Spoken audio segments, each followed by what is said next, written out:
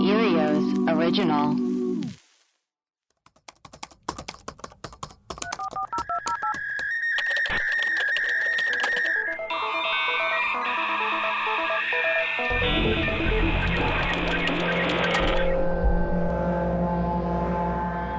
Hello and welcome to Web Crawlers, the podcast where we do a deep dive into some of our favorite unsolved mysteries.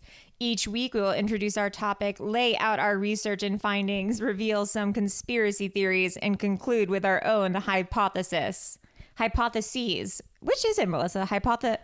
Hypothesis is singular. Hypotheses is plural. It's like octopi and octopuses. And it's not octopuses. Octopi. Anyways, who knows? We might even solve the case. This is going to be a really fun episode. I'm excited about it. We're going to recap our experience at AlienCon.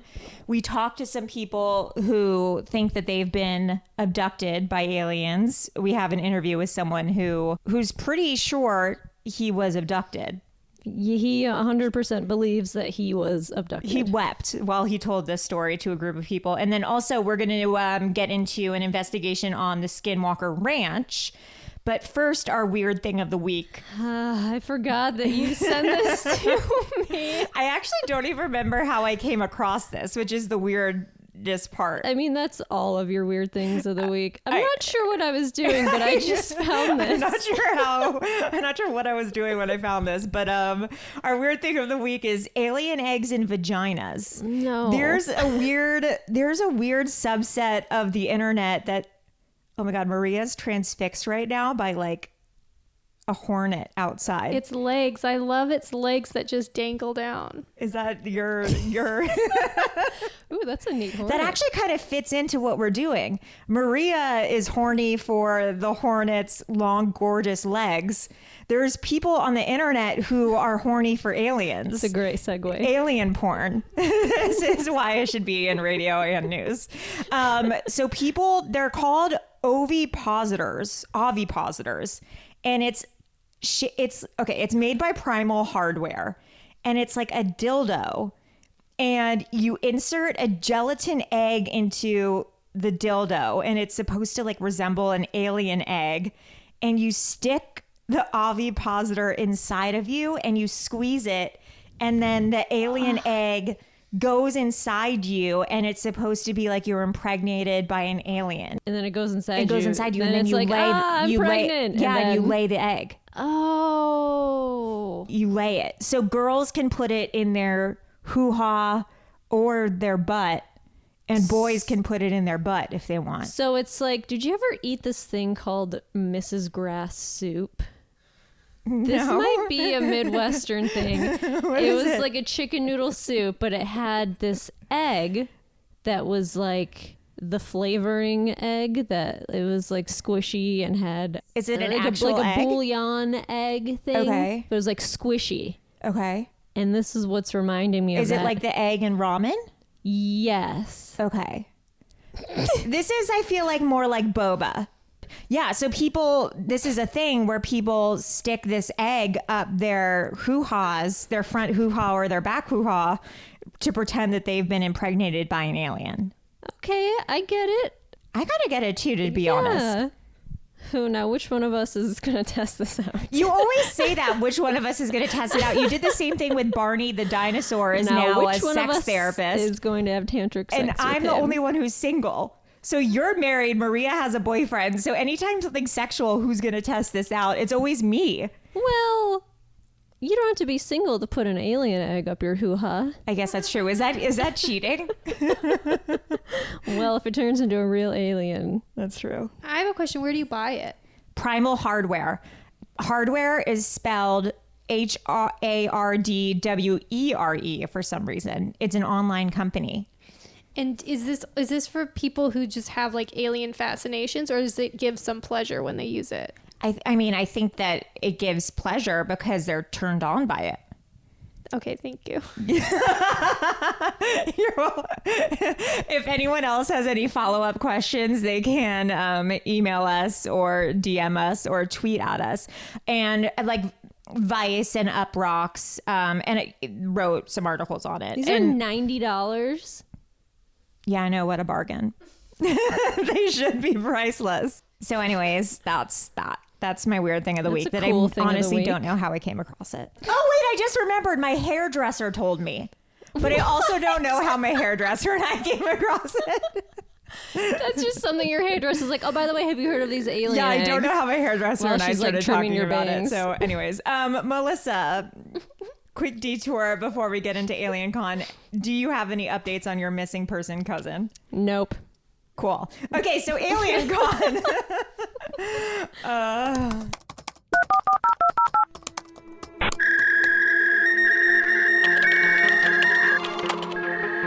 The world's first convention dedicated to seeking the truth about aliens and solving the mysteries of the universe is coming to Los Angeles. The exploration of extraterrestrial life, or the question, are we alone in the universe, is the most enduring question of our lifetime, next to, does God exist? We went to AlienCon with the Earios gang. Me and you and Amanda, producer Maria's boyfriend Craig, who's actually a huge alien nut, and he knew pretty much everyone there. Was just like saying hi, like, "Hey, Craig, hey, how's it going?" No, he was not. No, Yeah, he wasn't. really was. He wasn't. So it was a weird, interesting mix of people who, some of them firmly believe in it, and then others who were just amused by it. There were a lot of different seminars and panels you could attend. There was one called "Growing Up with UFOs." Is time travel theoretically possible? We went to that one. Group regression, remembering your contact experience, and also a costume contest. We didn't go to because, I mean, after like 4 hours, we were like, Yeah, we we need dipped to out. get that fuck out of here. So the first seminar I went to was Ghosts and Spirits, Detecting and Releasing Them. Oh, God. This one, oh God, Leanne Mason and Gregory Ashid Passman. They are brother and sister, and they claim that they can capture the spirits of ghosts, become possessed by them, and then release them to heaven by talking through their trauma. They believe doing this process rids the world of negative energy. And they think that too many ghosts on the planet is a main cause of why things are so out of balance. Too many ghosts is why Trump happened, etc. I agree.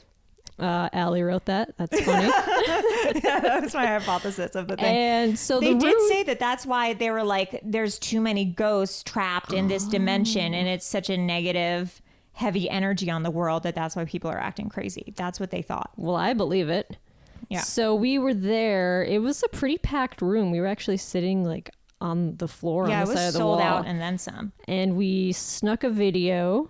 And I mean, people I'm sure were like, you know, videoing it. But here is a clip of of Gregory, who is being possessed by a ghost. Yeah. So what happened was the brother Gregory gets possessed by the ghosts. Yes. And then Leanne talks through the ghost's trauma, being like, it's okay. because it was 200 years ago. Yes. It was a woman who died, Yes. She pushed downstairs. She was like pushed downstairs or pushed out of a window or something. Something I happened. thought it was an elevator, and I thought it was like An wasn't it- elevator shaft. I thought it was. Oh. That's what I thought. Her name was either Melody or Melanie. It switched throughout the course of the thing.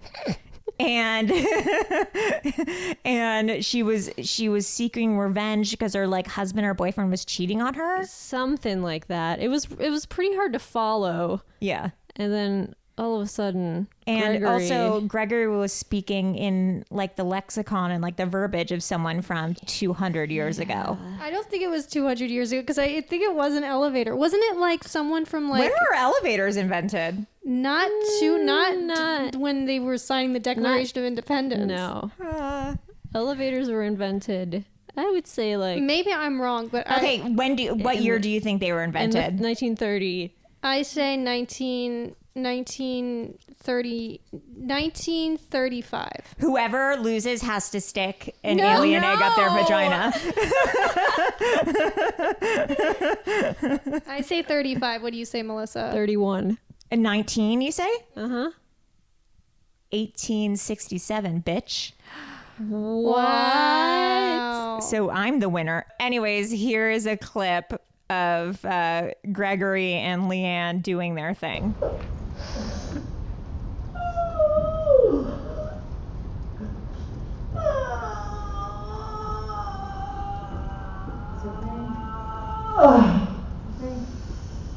Pain in my back is tremendous. Can you tell me what happened? I was pushed. Do you know who pushed you? She did. Can you tell me her name? Who is Melanie? Who's Melanie? I am Melanie. She deceived me, and then she pushed me. And I fell, and my back cracked. And I lay at the bottom of that shaft, alone, and I died. I want to get back at her, because I am so angry at what she did. Ah! Ah! Ah! Melanie, what did you say? Oh. You need to go. You need to go. You need to go over here. Where do I go? You need to go up into the light. Ah. You need to let go of Anyways, so that was a clip of them doing their thing. Everyone in the audience knew it was fake. Yeah, we were trying hard not to laugh and make noises. It was crazy. It was crazy. Oh, we forgot the best part. What? When we got in there, remember they made us meditate? Oh, yes. What was that noise they made us make? We all It just was just sit- it was like a yeah. or something like that. Yeah. We had to sit and close our eyes and raise the vibration of the room. Oh, right. Yeah, we all had to go, how? There's no way I was doing that. I did Maria it. did It Maria felt did good. it. Yeah, Maria did it. Yeah, You have that on tape I too. think I have videos. We'll put that on our Instagram. Yeah, we'll put the video of us actually doing it. And then you researched them. You Well, researched who they were. I wanted to Google them to see if like they were arrested for anything, and I came out clean. The only thing different was Gregory's real name is Gregory Allen Passman, not Ashid. Okay. He probably changed. And they're ministers. They marry people. They live in North Carolina. Do you think they're actually brother and sister, or do you think they're lovers? And she said her son died in a motorcycle accident, and that he helps her in her business. Yeah, and by connecting her to people that need help. Yeah, and then he also communicates by leaving pennies. Yeah. And then she raised her glass and she was like, the other day I drank a cup of tea and there was just a penny at the bottom of the cup. Yeah. What? How'd that get there? Do you guys believe them? No. And I believe ghost stuff, and I believe psychics exist, and I believe all that kind of stuff. They were fake, 100%. My favorite part was when he went, my bag. Revenge. Yeah, the whole thing was a sham.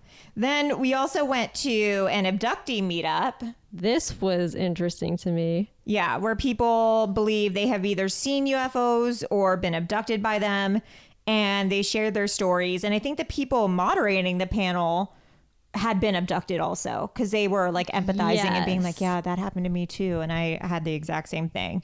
And there we interviewed a guy named Carl. He shared about being abducted. He said it was the first time he'd ever shared before, and the whole crowd was like crying. Yeah, the girl sitting behind us, they were crying. They were sobbing. And after he shared his story, people like did a round of applause for him, and they were like so moved and transfixed by his story. Yeah, it was very intense. So we actually talked to him afterwards. Well, we were too embarrassed to find him. So Craig.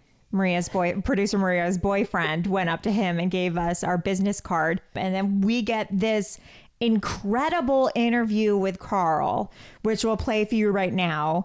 And he tells us about his abduction story. Yeah. So here that is. Yeah, it was moving and so authentic, and the people behind us were sobbing. And obviously you got like 2 rounds of applause while you were sharing. So we'd love if you could perhaps retell your story if you feel comfortable. Sure. 1986, August. I had made a solo trip to Yosemite and spent the day there the first day, and then slept in my car, in the back of my car behind the Curry Village Market. Oh, yeah. Been there. I remember, the last thing I remember is about 9 o'clock at night. I took my tennis shoes off and curled up in the back of the car. Yeah. Somewhere during the night, I just started having this, what I thought was a vivid dream. Found myself in a grove of trees and looking up and saw a ball of fire. Oh my gosh. Wow. The flames coming off of it and then going back into it. And moments later, I saw this metallic sphere, which may or may not have been the same object. Moments later, I felt a beam of light, bright, warm light, shining down on me. The last thing I remember before I went into regressive therapy, hypnotherapy this year, was my feet coming off the ground and floating up. Oh, wow. So you think you were transported into the object? Well, my therapist, the hypnotherapist in Sacramento, thinks yes. Yeah, I can imagine. And what I saw under hypnosis is revealing the same thing to me. So, what is it like being at an experience like this with other people who've had similar? I still feel odd. Really? It took me 33 years, from 1986 until this year. Wow. To really come out and tell people and dig up my drawings that I made. It's enlightening. It's scary. Mm-hmm. I've told maybe a handful of people. Wow. In all those years. So. And what are people's reactions typically when? They vary. Most people, the people I have told are friends or family, and they, that's cool. And I haven't experienced that before, so if it's real to you, it's probably real. So Right, exactly. Has the hypnotherapy been helpful in kind of coming to terms with what happened? Oh my gosh. Yes, it's opened my eyes to more of what happened. Interesting. Mm-hmm. Saw myself going into the ship inside this beam of light. Wow. The bottom of the ship opening up like the iris of an eye. Wow. Mm-hmm. No seams. No, just like they say, Right. I saw myself on the table. Oh my gosh. Wow. I was on my back on the table, a bright light over my head area. I was able to move my eyes and look around and see the three grays, I guess. Wow. Mm-hmm. Almond-shaped eyes, black, 4 feet tall. My God. Wow. What do you think the agenda or the purpose was? I don't know. I'm hoping to get to that through hypnotherapy. Well, thank you so much for sharing your story. Thank you. That's so incredible, and we applaud your strength. That was great. It's been incredible, and it's kind of it's a trip. Yeah, I can imagine. That's for sure. Thank you so much. We appreciate it. You're welcome. Have Thanks. a good rest of the day. Thank you. Melissa, what do you think of this abduction story? I mean, the way he was telling it, he was so nervous and shaking, and he was kind of reliving it, I guess. Yeah. I don't know. I think something weird happened to him, and I think it could have just been sleepwalking. Could have been sleepwalking. Could have been a weird dream. Do you like how earnest I was with him? I really wanted him to know we weren't making fun of him. No, yeah, I would never make fun of him. The way he shared, he opened up and he shared it, and he seemed very genuine about it. Yeah. And he's like, this is the first time I've ever shared. I was like, thank you so much for sharing your story, Carl. You're so brave. Yeah, he was a nice guy. I don't know. I don't know what to make of all of these abductions. People seem to have had these experiences and they are affected by them, clearly. Yeah, and they all see the same thing. The one thing, though, is that all these people seem to live near Air Force bases. Oh. Which, when they were telling their abduction stories, they're like, my husband is in the Air Force and we were at our house near the base and we saw this weird flying object above our house. And I'm like, isn't that probably some sort of airplane that some government thing? Although one woman did see exactly what Martin saw. Oh yeah, I forgot about that. My husband, who saw a UFO, saw a UFO. It was like this triangular shape with 3 lights on the bottom of it, like a giant aircraft hovering. And she saw the same thing. I was like, wait a minute. And a lot of people use 2 football fields to talk about how big it is. Yeah, that's a weird, odd unit of measurement. Use. So, I don't know. Yeah, I don't know. So, Carl, thank you for sharing your story. If you're listening, we really appreciate it. We also talked to this guy who had an art booth, and while he was kind of disinterested in talking to me, he had a woman at the booth with him who said she saw a wormhole once. So here's that interview with her real quick. What's your name? I'm Zosa, okay. Z-O-S-A. I've had a similar spiritual wormhole experience where I went through a wormhole. Really? What happened? Right. I just met this spirit. I think she's one of my spirit guides. She came from Tibet, and she was a Tibetan monk, a female. Her name was Vanita, right here. And apparently she was looking for 2 twins to give them a message, and I have a twin. Oh my gosh. So she found us, and we through certain things that we had to find her through intuition the next day to make sure to validate that we were the twins, and we did. Whoa. We found her through intuition, and we went. She took us. She lived in this house where there's this beautiful limestone hill made from limestone, which is a conduit for energy.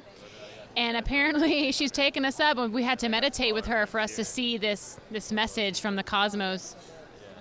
And we went, and I sat down in her lap, my head here, my body out. She was blowing sage, and pretty much was it's like shamanistic kind of. Yeah, very, and it was completely legit. The most pure woman you'd ever want to meet, pure, good, positive, spiritual energy and cosmic energy. And boom, she opened this gateway, and I went and had a very magnificent. Stop. Where do you think you went? Well, I kind of want to keep that a little sacred. I get it. But yeah, it was definitely for this lifetime, I needed to see that and witness that to validate things that were happening to me. You. Yeah, and to validate my existence, I guess, Are there other people here who have had similar experiences to you? I have a couple of friends who've had that same type of, to some extent. Yeah. A wormhole experience. Right. So, yeah. No wormholes but for you, everyone's though. different. You haven't wormholed yet. Currently, no wormholes. I think his intuition. He speaks with his paintings. Yeah. So that's where you get these ideas from. So you've had actual experience. You're more intuitive about where he channels. Yeah, You're a channeler. Okay. Interesting. Cool. Well, thank you guys so much. We really appreciate it. Thanks for taking the time. Have a good show. And then finally, at the end, we all met up because we were starving and so over it. We met up at there was no food at AlienCon. There were nachos, but the line was so long, and then there were vending machines. There was vending machines. But the vending machines were all empty. They were empty. So we met at the quote unquote vending machine room, and we had some Nature Valley granola bars. Yes. And what did you have, Maria? Twix? I had a Twix, but I'll remind you that I was very adamant that we should get hamburgers afterwards. You were insane about going to Castles. And nobody wanted it. That's true. Not everyone, first of all, no one was answering me. They were just, I was saying, so who wants a burger now? And no one would say anything. And then Amanda said, well, I think it's pretty clear no one wants to go. And I was saying, well, no, I need to hear it from their mouths. That is true. It was that thing where no one wanted to say no. Yeah, I was like, I could do either way. I didn't want to go, but I also didn't want to say it. Yeah, I was like, I could have gone, but I was also I feel exhausted from It was emotionally exhausting for some reason. And it felt like we were there for 10 hours. I think we were there for 4 or 5 hours. We were there for 5 minutes, but it felt like 5 days. You guys haven't talked about the time travel guy. Oh, God. That is true. We went to a time travel seminar, and the guy only talked about how you shouldn't time travel. Yeah, he didn't talk about if time travel is possible. He's like, it's possible, but you should only go into the future. Yeah, but he didn't even say you could time travel to the future. He was just like, the future will happen day by day as you live your life.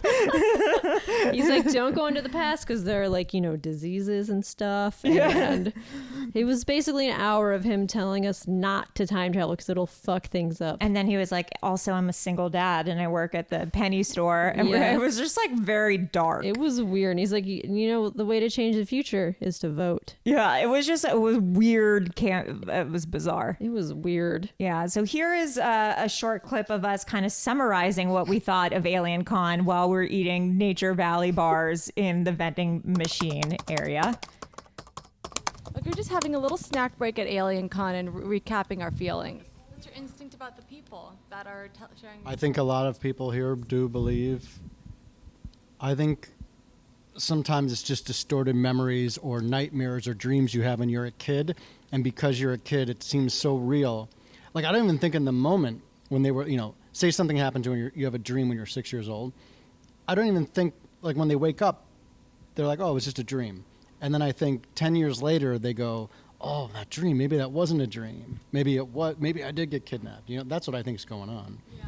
It's just, because they've already proven that you can implant memories in people. If you can suggest to people something over time, and within a couple of years of just constantly suggesting, people will claim a memory as their actual, that they actually experience. Because to that point, though, like what you were saying about implantation, so a lot of these people, it's like the guy we talked to, right? What was his name?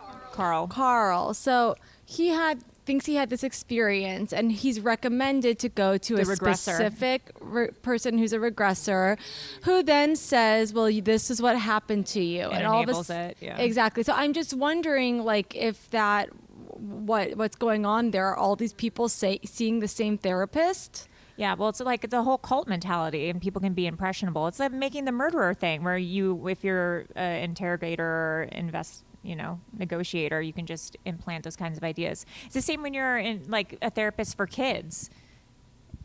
You mentioned making a murderer. It also goes for the audiences who are watching that documentary. Well, right, yeah. Because now they've convinced everybody, just in the course of a 2-hour documentary, that this guy's innocent. Because they can steer you any way they want you to think. Totally. Meanwhile, these prosecutors are going crazy. They're like, what are you talking about? We have all this evidence. Why aren't you putting that in the documentary? Yeah. Well, because we're trying to imply this guy's innocent. It's all about steering. To be fair, though, it's the same thing that happens in a courtroom. You don't hear all the evidence in a trial all the time. Exactly. Or like everyone was on coke, but neither side wants that in, so the jury never hears it. It's totally, like, Amanda. The old everyone was on coke. Half the murders in this town, coke fueled. What is it? MUFON. What is that? What is MUFA? MUFON. Sorry, MUFON. What is MUFON? Mutual UFO Network. Yes. What is that? It's a group of people who study UFOs and the paranormal. There's a thing right here. This is MUFON. Oh my God. What? There's a flyer on the floor announcing MUFON. Shut Yeah. up. The Mutual UFO Network. Anyway, there was a splinter group from there called UPARS. UPARS, UPARS. I'm going to have to Google what it means. Amanda, will you do it? Yeah, UPARS. Yeah, UPARS. There was a big falling out amongst members of the Mutual UFO Network, and they splintered off into their own group, at least in Los Angeles, called UPARS. UPARS stands for UFO and Paranormal Research Society. Anyway, here's the website. It's every Tuesday. Oh my God. Every other Tuesday, I think it is. And they just meet up and do what? They talk about different specific cases when it comes to, aliens, ghosts, anything paranormal. So that guy Carl, who we talked to, said that he went to MUFON after his abduction, and that MUFON connected him with a therapist / past life regressor, and that they're investigating his case. Yeah. It's like military pilots when they knew that if you see something, you don't say anything, because if you come back, right, you land your plane, you tell your generals that you saw a spacecraft, you're going to be grounded. They won't even let you fly anymore. I have a story about that. My landlord was in the Navy, and not the Navy, what's the one that's Air Force? Yeah. Well, the Navy the Navy has planes. No. Top Gun, those are Navy pilots. Thank you. Yeah. So he was in the Air Force and he thought he saw alien, and so when he landed, he and his buds were like, we can't say anything about this, we saw aliens, blah blah blah blah, and then finally he told someone, and then he got like ostracized for being crazy, and now he's my landlord and he has a pet possum and collects muscle cars. Well, that's kind of cool. That's what happens.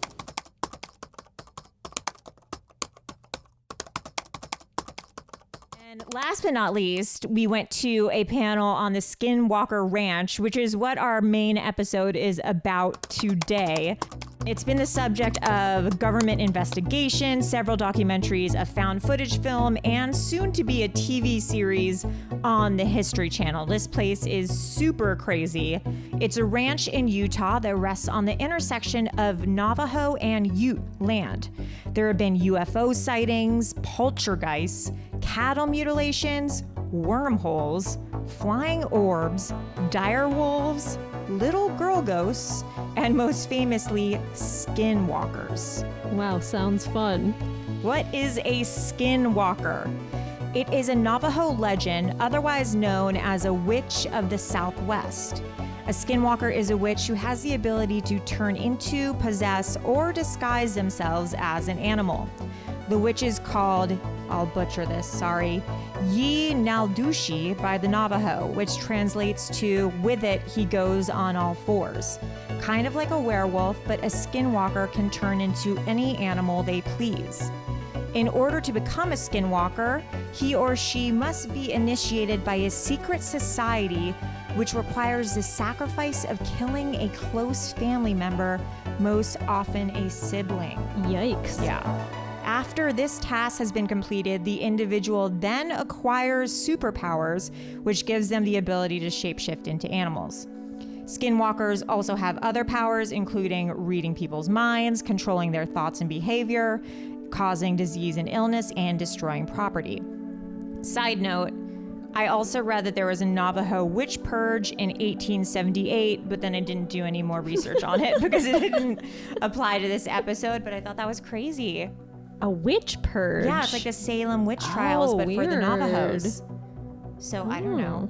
Future episode, maybe. Sure. Yeah, Navajo witch purge. Sure. Okay. Anyways, the Skinwalker Ranch got its name because the ranch is said to be on the path of the Skinwalker, the intersection of the Navajo and the Ute tribe where all of this happens. Oh. So here's some weird activity that's happened at Skinwalker Ranch. In the late 1700s, when Spanish explorers in search of the Spanish Trail passed through the Yuntan Basin and reported seeing craft in the sky over their campfires at night. From the 1930s to 1987, while the ranch was occupied by the Myers family, there were no reports of activity. The aliens were on a break, or the Myers family were aliens, so they didn't report any activity. That was my theory. After the Myers vacated the ranch in 1987, it was empty for 7 years before it was purchased by Terry and Gwen Sherman in 1994, and the couple moved in with their 2 children and their livestock. And then this is when a whole bunch of weird shit started to go down, and within 2 years they had moved and sold the ranch and locked it down to the public because it was a scary paranormal hotbed of activity. So when the Shermans bought the house, they noticed an interesting feature that would definitely scare me. The inside of every door in the house was outfitted with a heavy deadbolt. And at the center of the house was a hallway area with its access doors bolted. In the hallway was a closet with a deadbolt on the inside of the closet door. Why are there so many deadbolts? I don't know. I would never, if I was like going with a real estate agent to look through a house and every door had a huge deadbolt on it, I was like, nothing good has happened here. No, people were kidnapped in there. That's an insane or thing. Aliens. Yeah, you'd have to list that on Zillow. Like, oh, by the way, everything's deadbolted. There were famously tons of incidences of cattle mutilation on the property. On nights where UFOs were spotted, because yes, UFOs were seen here, they experiences death and disappearances of several cows. On one specific incident, 4 cows disappeared without a trace, and 3 more were found dead and mutilated. One of the cows had a hole in the center of its left eyeball, but was otherwise left untouched. Another cow had a hole in both of its eyeballs, and its rectum had been carved out. Oh, God. The last cow had been cored out entirely, starting from its butthole. In all cases, no traces of blood were found, and no evidence of footprints or tire tracks were found either. Oh, God. You know what that kind of reminded me of? What? The Dyatlov Pass. There are no footprints. No footprints, no evidence found, no blood or anything like that, and then all the weird mutilations. The eyeballs. That's weird. Yeah, those hikers.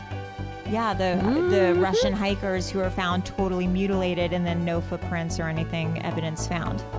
So the family described a ship the size of multiple football fields and strange blinking lights. The soil on their fields had large impressions flattened into the grass, and there were voices speaking in strange languages that seemed to emanate from thin air. Terry spotted a figure over 7 feet tall standing next to an object. There were orange orbs that then turned blue and landed. There were lots of darting orbs. There were fan-shaped rays of light. There were ghostly silhouettes of structures that looked like the Twin Towers. I read that on the internet. I don't really know if that's true or not, but that just seemed crazy to me. By 1998, NIDS, the National Institute for Discovery Science, had 78 incidences reported from the ranch, including 11 craft reports, a few dozen orbs, and another that sliced the tops of trees near the house. And then I just found this UFO sighting in January 2016 from American Airlines Flight 434 in Nephi, which is 100 miles from Skinwalker Ranch. So the transcript is American 434 says, "Tower, American 434, go ahead. You wouldn't happen to know what this bright orange square we are flying over is, would you?" The tower says, no, that's a good question. I'm not sure. Is it off to your right side? Pilot says, "It is like directly off of our nose right now. It's right below us. We have been watching it for a while now. I don't know what it is. It's a perfect square and it's bright orange. What town are we next to? This town right off of our 2 o'clock. The tower says, that is Nephi, Utah. The pilot says, "Nephi, okay, cool. Now I will see what I can go find. Thank you." Oh my God, so chill about it. That's crazy. And they said too that after these sightings, because they later on did scientific study of the ranch, that the corrals gave off radiation and magnetic fields after they saw the UFOs or had these weird sightings of the orbs, that when they would do like electromagnetic fields or test for radiation, that they were giving off electromagnetic energy. That's like in Stranger Things when the magnets started being demagnetized. Yeah. There was also reports of poltergeists. Doors would slam open and shut. Objects would disappear and then reappear in different locations. And not just like your car keys show up somewhere different because you put them there. Like someone would be using a chainsaw on the property. It would disappear and then 5 minutes later show up 30 to 40 feet up in a tree. What? Yeah. It is also reported that conversations between unseen people were often heard and that occasionally you could hear babies cry. But the thing that happened most frequently was the objects disappearing and reappearing. And it said they'd happen a lot when they were working out in the fields. Like they would have a bunch of logs in one place and then they'd move them to another to start doing work. And then they would end up right back where they started from. Man, aliens hate logs. They hate logs so much. Then blue orbs melted their dogs. What? Crazy. Apparently one night, a blue orb floated to the ranch and started hovering in the face of their animals, the cows, horses, and then their dogs. The Shermans' 3 dogs started to chase the orbs into the wilderness. Then the dogs never returned. The next morning, the Shermans found a large puddle of butter-like goo in the forest, which they assume was their pets, and then the earth was scorched around them. Oh my God. The dogs were never found again. It was just like a puddle of goo in the forest. Like an alien. Yeah. I don't like the sound of that. No. Okay, so the most famous story from Skinwalker Ranch is the dire wolf. Or it could have been a skinwalker. We don't know. So dire wolf is described as a huge wolf, it has traits that are not normal, such as walking upright, running on all fours with an erratic, crooked gait, and brazenly approaching humans in broad daylight. It also seems to be bulletproof. In 1994, on the day when Gwen and Terry Sherman purchased the ranch, they spotted an enormous coyote in one of their pastures. The animal approached them, and the family members began to pet it. And it had also been a rainy day, and the Shermans said the creature smelled like a wet dog. But after a few minutes, the wolf sauntered over to a livestock pen. Yeah, it wasn't a coyote, it was a wolf, you dumb bitch. A wolf, yeah, you dumb bitch, sauntered over to a livestock pen and grabbed a calf by the nose, trying to drag it through the corral bars. Terry Sherman and his father beat the animal to make it release the calf, and when that failed, he shot the animal with a .357 Magnum. After another shot, it finally released the calf, but it didn't run. It stood watching the family. And Sherman continued shooting, but there was no blood or sign of injury in the animal, although it began to back off. So Sherman grabbed a hunting rifle and shot again. And finally, a shot produced a piece of skin and hair from the wolf, but the animal was still calm. After a few more shots, it trotted off across a pasture into a wet, brushy area. Sherman tracked it for more than a mile, but the trail vanished.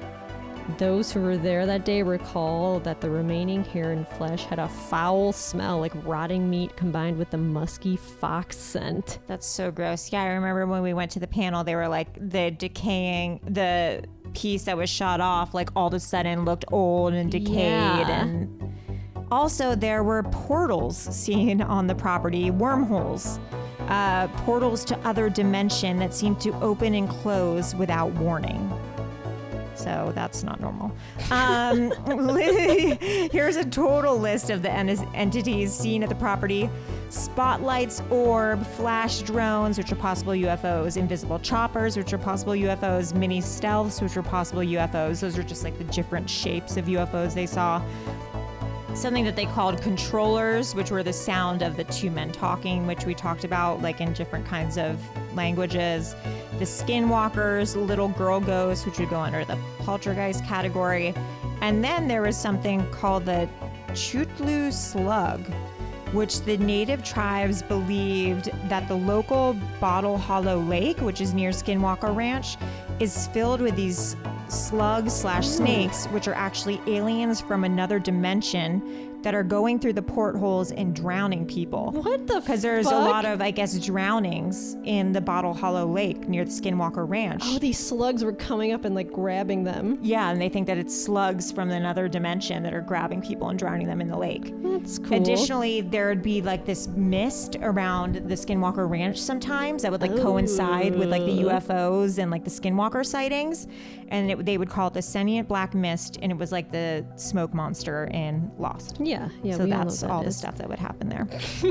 So the scientific study of the Skinwalker Ranch, the government sent the Advanced Aerospace Threat Identification Program to investigate the ranch. One of the aims of the program was to see if what was going on the ranch was a national defense threat. Filmmaker Jeremy Corbell said this is the most studied paranormal hotspot in history, not only by private industry, but also by the United States government and by the Defense Intelligence Agency. So in the next several years, $22 million was spent on the program. That's crazy. Which investigated reports of unidentified flying objects and was run by a military intelligence official, Luis Elizondo, from the Pentagon. The program was largely funded by Harry Reid.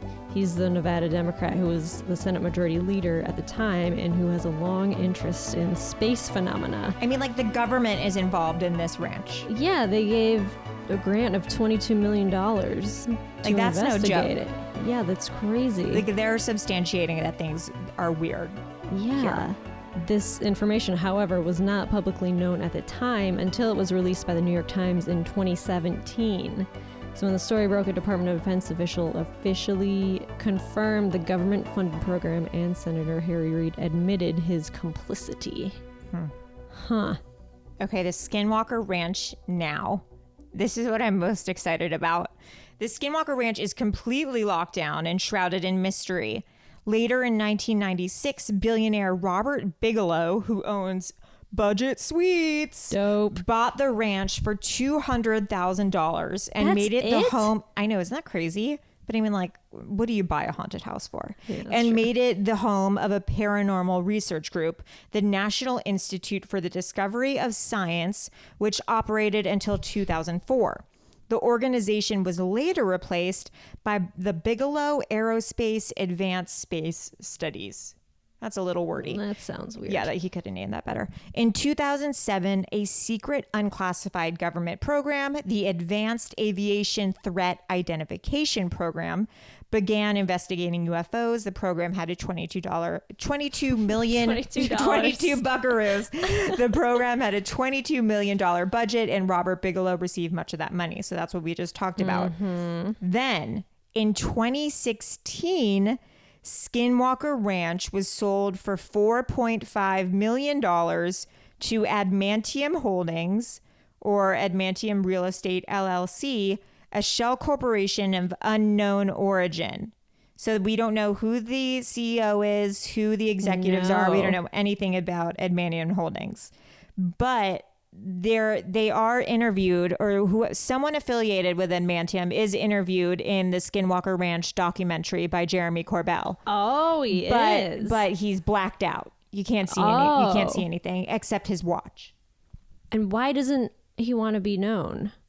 He says in the documentary that he doesn't want his affiliation with Skinwalker Ranch to affect his personal life or his personal career. Right, that makes sense. Because he's like he says he's a popular personality. Oh, okay. Which leads me to think, who is Adamantium Holdings and who owns Skinwalker Ranch and who is this guy? And there's a lot of stuff on like Reddit and the web about who it is. So many people speculate who the owner is. Okay. People think, because who would spend their money? Because even to this day, there's still, and they talk about this in the documentary, they're still doing scientific studies of the ranch. And if anything, they've amped it up to try to figure out what's going on there. Yes. So people think it could be Elon Musk, Tom Cruise doing Scientology alien shit there. Oh. Maybe it's a Scientologist thing that's going on at Skinwalker Ranch. Richard Branson. Okay. Some people think it might be British pop star Robbie Williams, who thinks he's seen a UFO. That's right. He has. He's in the Skinwalker Ranch documentary. Right. I also saw him at Umami Burger 1 year ago at the Grove with his kids. People think it could be Tony Robbins. Why would Tony Robbins? I don't know. I saw that, and it's because the guy in the documentary who's blacked out is like big, and he has big hands.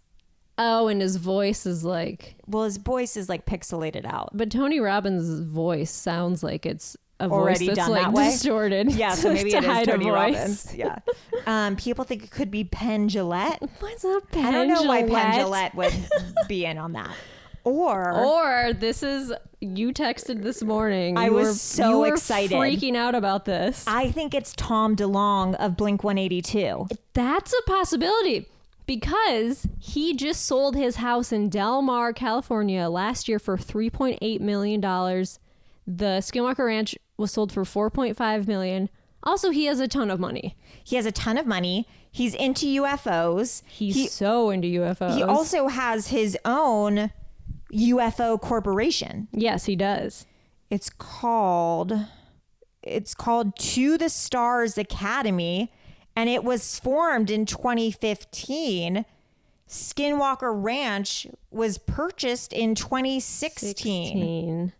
So maybe Tom DeLonge forms this To the Stars Academy in 2015, is like, okay, so what do we do next? What's the first thing To the Stars Academy is going to do to research UFOs? Buy Skinwalker Ranch. Also, I was reading that Tom DeLonge and Harry Reid were also working together to research UFOs. And Harry Reid, he's the one who got the grant of $22 million to study Skinwalker Ranch, and like gave that to Robert Bigelow. So Harry Reid and Tom DeLonge are like, they're boys. And in they're boys. Harry and Tom DeLonge are boys. And in 2017, Tom DeLonge went on national TV and announced that he has formed a team of ex-government insiders to help study UFO shit. This all adds up. It all adds up. I was looking on Tom DeLonge's Instagram. Of course he doesn't tag his location in anything. Yeah, we need to see if Tom DeLonge has been in Utah. I was looking at his wife's Instagram as well, but I saw a picture of her in the desert and I was like, there it is. But no, it was Pioneer Oh my God, Town. wait. What? Oh, I think this is an Onion article. What's the Hard Times? Is that like an Onion-y article? Is that an Onion-y website? The Hard Times? Not again, announces naked Tom DeLonge after waking up in Utah for the 5th time in a row. Wait. Tom DeLonge tweeted on June 8th, 2015, flying to Utah today. Does anyone live here? That was probably his first trip. Oh my God, I'm retweeting this. On June 8th, 2015, Tom DeLonge wrote, flying to Utah today. Does anyone live here? He was going to scope out Skinwalker Ranch. He was going to scope out the ranch, which was purchased in 2016 by Adamantium Holdings, otherwise known as Tom DeLonge's secret LLC company. Yeah, because if it's only... Allegedly. Oh my God, yeah, we don't want to get sued. Allegedly. Can I ask what the watch looked like on the documentary? Oh, right here. You got it? Yes. That's not Tony Robbins. That person is too skinny to be Tony Robbins. He's wearing a wedding ring. Maybe that's to throw us off. I was wondering, like, how much could this be? Take a look at those hands. Are those the same hands? The hands of a... They look a little like they're thick. That guy looks old, though. Those hands. Like, those hands look old. From years of playing the bass. Oh, that's true. You know, maybe he has arthritis. Yeah, that looks a little chunky. Those look like similar hands. They look like similar hands. Because he's wearing long sleeves, probably to cover his tattoos. It's definitely not Penn Jillette. That could be Tom Cruise. It could for sure be Tom Cruise. Tom Cruise isn't married anymore, is he? That could be a Tom Cruise or it could be Tom DeLonge. It's a Tom. It's a Tom. Someone named Tom owns Skinwalker Ranch.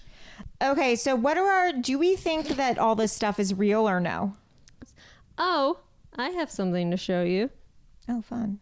Melissa, put your clothes back on. I have something to show you. Take a look at Put the ovipositor away. Take a look at Tom DeLonge's Instagram page. Do you see anything weird about his followers? What? 666 followers. He has 666,000. How do you control your follower count like that? You don't. If you don't. You don't unless you've made a deal with the devil. Check Twitter. His last post is a dog in a car with the caption ?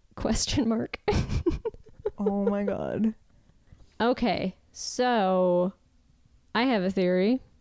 Yes, what's your theory? My theory is it's the Mormons. Oh my God, explain more. Okay, so about 85 miles southwest of Salt Lake City in Utah, there's a place called the Dugway Testing Ground. It's an Army facility that was established in 1942 to test biological and chemical weapons, and they test some of the deadliest agents on Earth, and they train military. They had operations there's one called Operation Bellwether, which studies weaponized mosquitoes. They would load mosquitoes up with inert diseases, bacteria, and a virus and release them on civilian populations in the U.S. And other tests involved experimentation on soldiers, some of which the military would not admit to for years. And right outside of the entrance to Dugway Testing Ground, there's a Mormon church. Holy shit. It's about 100 miles west of the Skinwalker Ranch. So there is it's 800,000 acres, this testing facility. It was established in 1942 to basically create chemicals and weapons to defend ourselves from World War II. And then maybe the Myers didn't report any weird activity because they were Mormons who were just like living on the ranch. Yes. And maybe they installed all the deadbolts and stuff because they were like scientists or something who worked there. Yeah, that's possible. And maybe they were running experiments on people. And the cows. And the cows. And maybe like the skinwalkers are actually just people that they were doing weird experiments on. Yes. And that's what they were deadbolting them up in rooms. And now they're just like running free around the ranch. Property, the dire wolf is an experiment gone wrong. Yeah, it's all experiments gone wrong by the Myers family. Yes, they were testing those dogs. Yes. With all, because it's like chemical agents, like the deadliest biological chemical agents are tested at this facility. And so they were probably testing them on their fucking pets. And what years did the Myers live there for? 1930s to 1987. It was like passed down throughout the Myers family. Yeah. 30s through 87. This, the testing ground was established in 1942. Okay. They were there. And they never reported anything? The Myers They never family? reported anything. No weird activity. Yeah, so they were obviously scientists, and then whoever moved in after them. Yeah, But there were deadbolts on the Myers family's doors. Yeah. Oh my God. It was the Myers family. Oh my God. And then they sold the ranch in 87? Yeah. Yeah, because they probably all died. They were all dead by then. No, the Myers vacated the ranch in 87. Then it stood empty. Oh, it was empty.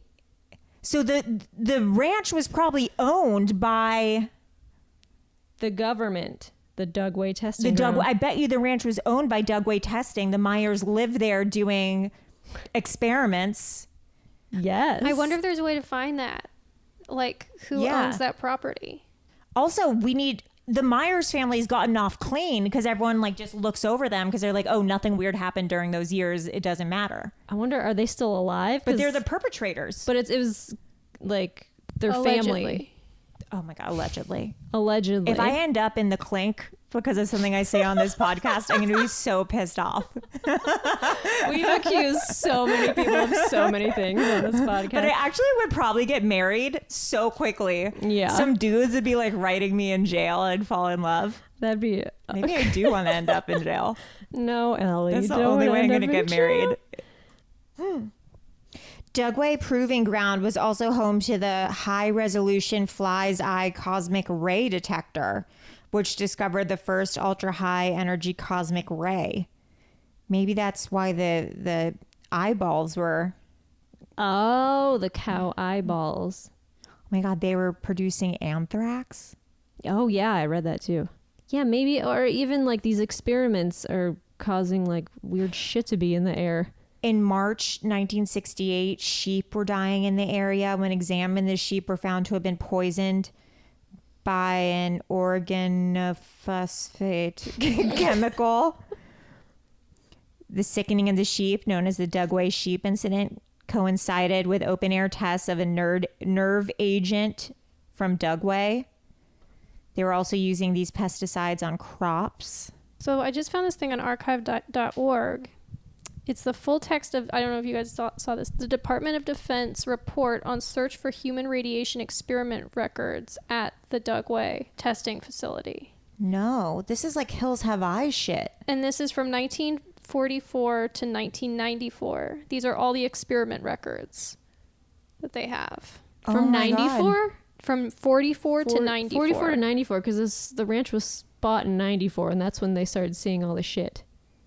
So that's when they reported the Shermans. In 1994 was the first report of seeing things. Listen to this. The intent of this publication is to inform the public about the Department of Defense involvement in ionizing radiation experiment studies or projects with human subjects, which occurred from 1944 to 1994. This information is part of DoD's extensive effort in support of President William J. Clinton's openness and government initiatives that began in January 94. In the spirit of openness, this book includes a wide range of records retrieved. Guys, it wasn't aliens. It was radiation poisoning and testing and crazy shit happening at this Dugway ground. And the Myers family were definitely scientists who were staying at the ranch and working at the Dugway. Yeah, they were researching everything that was happening. They're researching, probably doing testing at the ranch. And then when they either left or died, and then the Shermans came in moved into the property. 1994. Yeah, in 94. They were like, oh, wait a minute, there's a bunch of weird shit happening here. They started noticing all the weird stuff. This is crazy that this is just available to read. Yeah, here are the names of all of the tests. The consequences of ingestion by man of real and stimulated fallout, cluster bombs, soil spores, Operation Night Train, wet eye chemical bomb, birds to tularemia, Big Jack, elk hunt, autumn gold, data report for dork, incapacitating darts, etymological munitions, Operation Bellwether. I wonder what Operation Night Train is. Operation Night Train. Maybe that's like the LSD to... Oh, where they give LSD to unsuspecting agents. Why isn't everyone talking about this at all times? There was the same thing happening in Maryland. Wait, Edgewood what? Arsenal, human experiments from 1948 to 1975. The government was experimenting on humans pretty much everywhere for like 30 years. And it wasn't until the Freedom of Information Act that you could read about all this stuff. Listen to this. So then there were human and animal experiments that showed that animals of various species, as well as animals of different strains within a given species, differed in their response to given amounts of radiation. Therefore, it would be impossible to predict accurately what would happen to humans exposed to moderate doses of radiation. So this could all be stuff that just that place was doing. Yeah, because... What? Wait, what? What do you mean? Wait, that's okay. It's a map of... It's a Google Earth map of Dugway, Utah. And I don't even know what points I'm looking at, but it somehow goes into a pentagon. I mean, a pentagram. Oh, it's connecting Skinwalker with Dugway. Guys, this is heavy. Oh my God. It's a Google Earth map of Dugway and Skinwalker, and certain geographic points go into a pentagram. Oh, what are the other points? Girl. I don't know. When I click, it takes me to a YouTube video. Oh my God. No. There's another one. Why? The Russians, what do they have to do with it? Like, honestly, everything. It always comes down to the Russians. What's Bristol Myers Squibb? Will you type in Bristol Myers Squibb? Yes. BRISTOL space MYERS space SQUIBB. It's a global biopharmaceutical company. Okay, well, it's all over this document, and Myers is spelled the same way as Myers. Wait, what's this document? It's this art here. I'll send it to you. Holy shit. And Myers, like the people who lived on the ranch. I'm not joking. My eyes are watering. This is so scary, guys. Utah. Yes. They're based in Utah. I cannot. We literally cracked Skinwalker Ranch. We need to release this ASAP. It's the Provo. We're going to be headlining AlienCon next year. No one's going to come to our panels. Oh, so they were conducting these experiments, or they were supplying the chemicals, because they are a pharmaceutical company currently. We got to figure out who was the head of the Bristol Myers Squibb, like at the time of like them living at that house, and see if that same name is on the record of where the house that they lived in on the Skinwalker Ranch. Kenneth John Myers. He's the CEO of... Well, he was the guy that lived at Skinwalker. Kenneth. Oh, and Edith Myers was another person. Yeah. Let me go to Family Tree now. Edith Myers, Utah. I mean, she might be dead, deceased, 1980. Wait, and wow, you want to know something interesting? Okay, so Dugway did radiation testing. Guess what Bristol Myers does? Cancer treatment and cancer drugs. Wait, what? So if Dugway did experiments to cause cancer, Bristol Myers provides the treatment. Oh no. Wait, I think I found Edith Myers in Fort Duquesne, Utah, which is the city where Skinwalker Ranch is. Shut the front door. She died in 1994. That's when the Shermans bought the ranch. And that's when Dugway got shut down. I might have made that up. Sorry. We've been covering a lot of information. Sorry. I think it's still open. Yeah, it's still there. Okay. Kenneth John Myers, it says, I found his obituary. He died on May 3rd, 1987. 87 is when they sold the ranch. Is that true? Yeah, because they sold it and then no one owned it until 1994. Okay, so they were missionaries. They were Latter-day Saints. Right, they were Mormons. Holy shit. I mean, that's not crazy. It is Utah. It is Utah. Just let me be. But let's see here. I just think it's too much of a coincidence, right? That they have that same name. 100%. Yeah, I mean, but he doesn't even have to. He could just be like a cousin. Yeah. Yeah, this is probably okay. I think that's a good one. Mine was just like, I don't think any of this is real. I don't know. But I think just legitimized and cracked the case. Yeah, I think it has a lot to do with this Dugway research base. The family that used to live there, the Myers, Bristol Myers squib. It's all connected somehow. And this was just like some sort of weird radiation research facility, and that explains everything bizarre that's going on the ranch. Yeah, and that's why people started seeing it in 1994 when the Myers sold the farm. Yeah. Because they were a part of the yeah, because the Myers are part of the scam. Yeah, part of the scam. Allegedly. Unless I want to end up in the clink.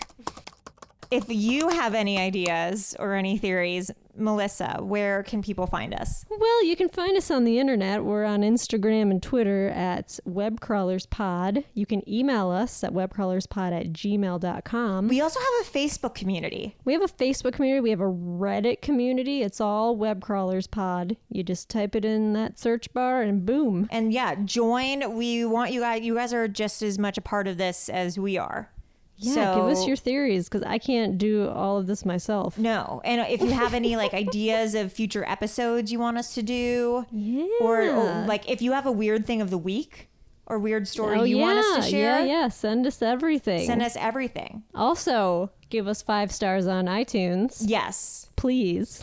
We 5 stars on Apple Podcasts. Give us 5 stars on Apple Podcasts. Yeah, and subscribe. Subscribe so you don't miss out on anything, because you never know when we're going to drop an episode, a bonus episode. True.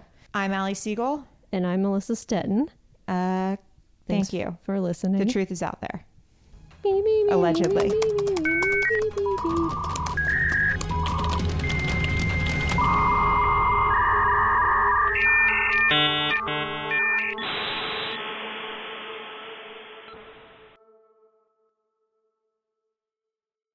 An Earios original. Powered by Acast.